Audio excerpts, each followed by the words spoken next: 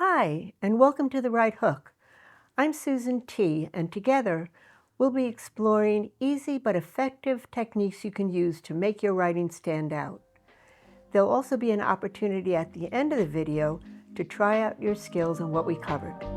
So let's get started.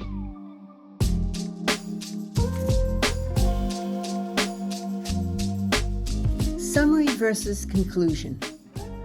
What's the difference? They sound the same, but I call them uneasy neighbors. What we'll cover in this session applies to many types of communications, including school essays, reports, articles, web content, and blogs. Let's look at what I mean. Suppose you blog on 3 factors that influence your well-being in your 40s. You cover in detail what each one means, like what exercises are recommended and for how long.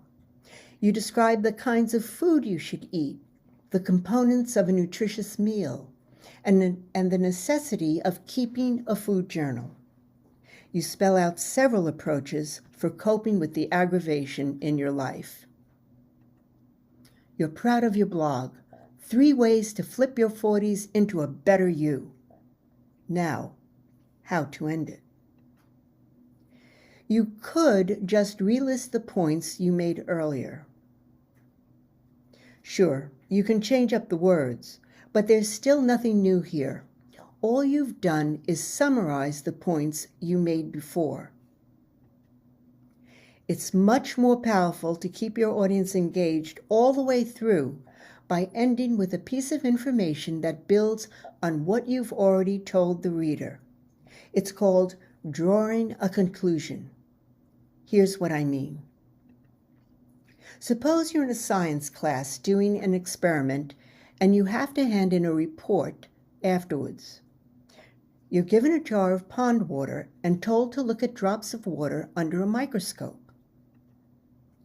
You look at water taken from the bottom, middle, and top of the jar, and you notice something. There are more tiny organisms drifting around in the water taken from the top of the jar than in the middle or the bottom. In your science report, you describe the experiment and your findings. In your conclusion, you speculate that there were more activity at the top of the jar because the water was warmer there and it caused plant life to flourish. The microorganisms were drawn to the top of the jar because they found more nutrients there than in the middle or bottom of the jar. No one told you this. You drew your own conclusions based on the information you gathered and the evidence you presented in your report. As you brought your science experiment to a close, you took your observations one step further by developing a thoughtful conclusion. This is very powerful. Now you give it a try. Take a moment to practice the skill of drawing conclusions by working through this scenario. Suppose you observe traffic lights on a 2-way divided street. In one lane, the traffic is heading into the busiest part of town.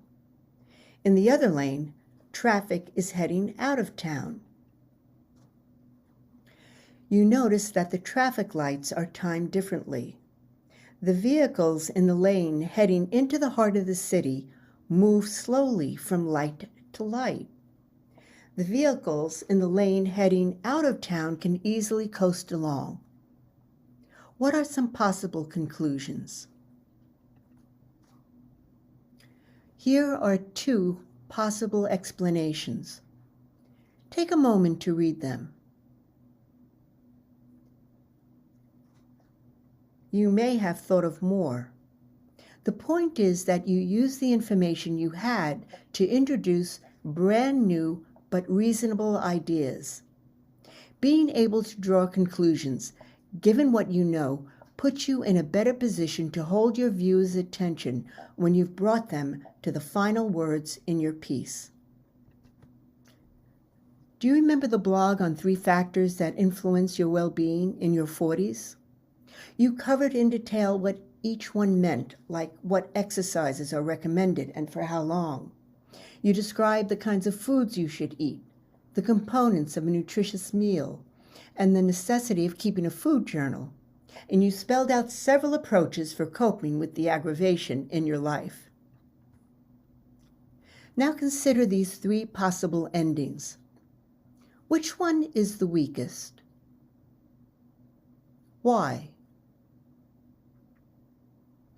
The middle choice essentially summarizes what the reader has already been told. The first choice is a suggestion on how to take action, and the third choice emphasizes the long-term benefits of turning your life around. The first and third bullets give the reader something to chew on as they exit the piece.